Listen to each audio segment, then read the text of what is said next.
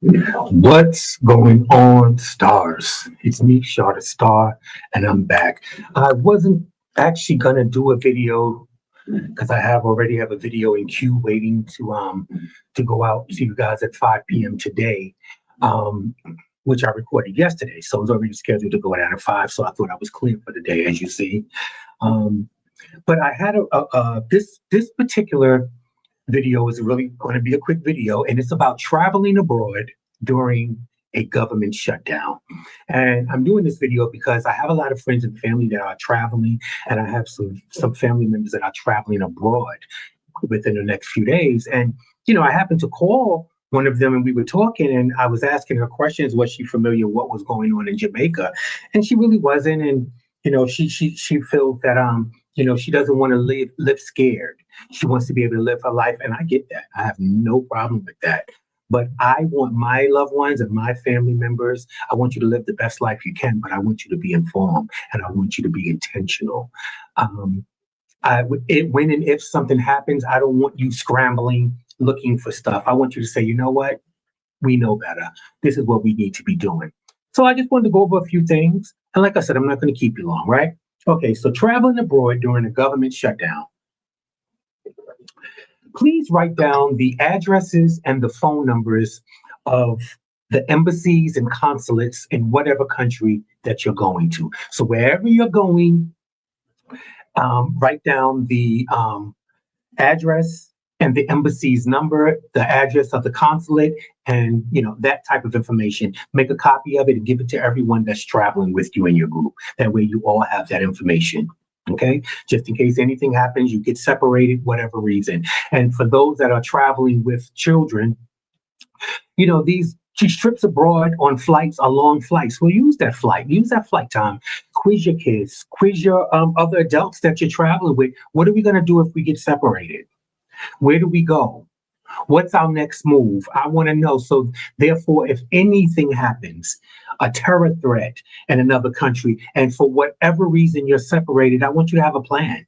Nothing dramatic. We're not trying to save the world. This ain't the A-Team. This ain't Charlie's Angels. That's not what we're doing. What I'm saying is if I get separated from my group, we're going to meet um at a particular location. If we're separated, we know go to this location. This is where we're gonna meet. And if you're there for any length of time waiting and the person doesn't show up, then you use these numbers that's in your pocket. Call the consulate, call wherever, whatever. I just want you to be prepared and be intentional, people. I constantly tell you that I want to. If one thing seriously, my household, we haven't traveled at all this year. Any other than a road trips, we haven't, and that's just a decision we made. I'm not here to tell you what to do. I'm just here to inform you. That way, you can be aware. You're conscious of what's going on around you. I know that our lives are busy. I know we have very busy careers and things going on, and we don't get to see the news. But try to see what's going. Keep being aware of what's going on around you. Things change like this. Like I said, if we didn't learn anything from this pandemic, we never thought that could or would ever happen, but it did. That changed me forever. Please, we got so many different types of plans or whatever. It's just, if it can happen, and if it's happened once, it can happen again. And I want vacation to be just that for you, vacation. I don't want you stressed. I don't want you worried about it. I remember the times when we would go on vacation, we could leave our troubles behind and pick it back up when we got back. No, the troubles go right with us because what's going on is worldwide. It's not statewide. It's not countrywide. It's worldwide. So, they kind of come with us, So, like I said, embassies and consulates during a government shutdown remains open. However, with limited services for national security and diplomatic functions. It's going to be delays no matter what it is, because again, staff shortages, we're in a government shutdown, people are not being paid, so people are not coming to work. So everything is going to be delayed, everything. Okay, so let's talk about passport and visa services. Now, passport and visa services will continue because these are fee-funded services, which means these services for passports and visas they fund themselves. do their fees.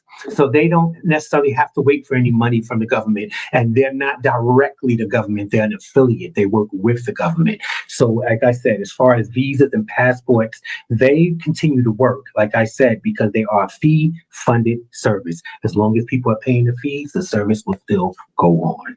Okay. And just remember, TSA, air traffic controllers. You've been hearing this for weeks now. We are in the longest government shutdown that we've ever been in. We're almost going to 40 days of a government shutdown. This has never happened, allegedly, right? So remember, TSA, air traffic controllers, there are people that are not getting paid during this government shutdown, which means they are supposed to report to work even if they're not getting paid, but who works without getting paid? And the reason for that is not people are not being selfish, that I'm not going to do the job if I'm not going to be paid.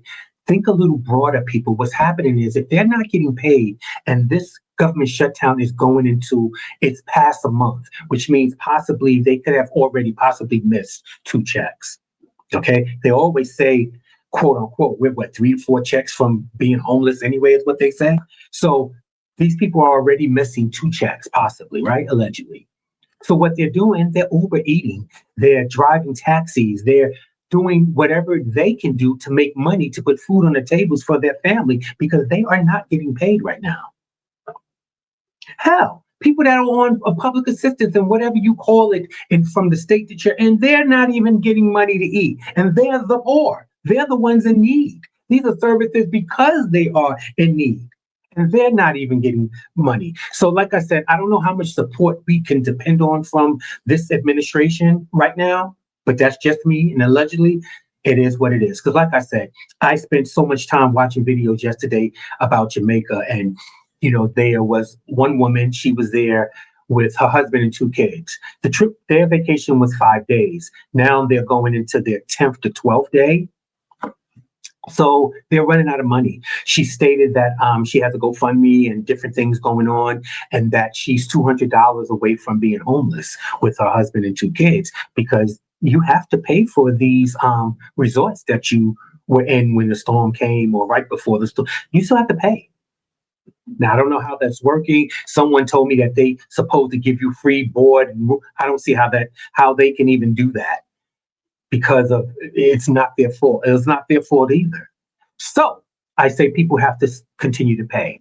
And the woman said that she's $200 away from being homeless with her family, her husband and 2 kids. And the other thing that we're not thinking of, she's going to be homeless in a foreign country. She's not Jamaican and she's not from Jamaica. She doesn't have any family there. When she's homeless, can you imagine? We don't want to be homeless in our own country and in our own state. Okay. Imagine being homeless in another country. How does that even work? You had another woman, older woman. She said that her vacation, she was booked for 5 days, and now I think she's on the 10th for the 12th day also. And she's ran out of medication. And that just made me think even more. I said, wow, now I'm taking insulin on a daily. So traveling is different for me. And someone told me, well, you just take 2 or 3 months supplies. I don't know who your doctor and who your pharmacist is, but I can get a 3-month supply of insulin, but that's through a special pharmacy. That's a specialty. But normally you get a 30-day supply of whatever medication you have. That way the doctor is able to keep track of you and what they're giving you and how it's working. So normally they give you a 30-day supply. So you only can take on vacation what you have. So hopefully you plan your vacation right where you say, you know what, I'm going away for 5 days. I'll take 10 days of medication. Right now, I suggest take everything that you got, because you never know. You never know. And you never know if you can even get this. The woman was saying that, I don't know she ran out of her medication 2 days ago. She said she has an anxiety medication and possibly, allegedly, what was the other medication? It was just different. You can have heart medication. You can have different medications for different things, right? And you don't have it. It's not available there. Remember, you're in a foreign land, a different country, rules and regulations and everything, and your medical coverage doesn't work there. You're in a foreign country. So I just want you to be aware. I'm not trying to scare anybody. I want you guys to be in the know. I want the people that follow me and my watchers and my subscribers, I want you to be in the know. Be prepared. Be prepared. Really. I remember going somewhere as simple as Mexico, and you take for granted, you're going away, you're like, oh my God, I didn't get to get some new Tylenol or just little basic little stuff like an ointment if you scratch yourself, uh, so- those things we take for granted here in the United States. And you go to other countries, if they have it, you probably can't afford it. And I say that not for shade, meaning a bag of potato chips that we spend. I remember the 99-cent bag of potato chips when they were 99-cent bag of potato chips. Now they're like 2.50, but those are $15 in Mexico. For a bag of Lay's potato chips that you'll pay now $3 for here is 18 to $20 in another country, and that's just Mexico. We're not even going further to really other countries, So even if it's available, you may not can get it. So simple things as Tylenol and ointments and different things that you normally don't think you would need, take it. Trust me, take it. I love you guys. I want you guys to be informed. I want you guys to be in the know. I'm not trying to scare anyone. I want you to continue to have your fabulous life. I want you to continue to take your fabulous trips and vacations. I just want you to know that, like I said before we used to go on vacation and leave our troubles behind and pick it back up when we get back. That's not how it is anymore. The troubles go with us because this is not a state. We don't have issues just for our state or our country. It's worldwide. These issues are worldwide and anything can happen anywhere. Okay. So I love you guys. Like I said, oh, also take pictures of your passport and take pictures of your driver's license and put it on your phone. Of course, lock it so you no one can get it, but take pictures of your important documents. That way, if those documents are separated from you for any reason, at least you have somewhat proof of it. You know what I mean? That they exist, where they can get numbers from, something. It's better than nothing. Trust me, it's better than nothing. So again, know where your embassies and your consulates are, and understand that because we're under a government shutdown, that those consulates and embassies are working under limited services, but they are there. I love you guys. I love you guys. I love you guys. I want you guys to be safe. I want you to be in the know. If you have children with you, please direct them, train them, teach them. So that way it takes the anxiety, because once you know you've drilled something into your child and your people that you're traveling, what's my group? We get together and we talk about what we're going to do and how things are going to go. Vacation can start.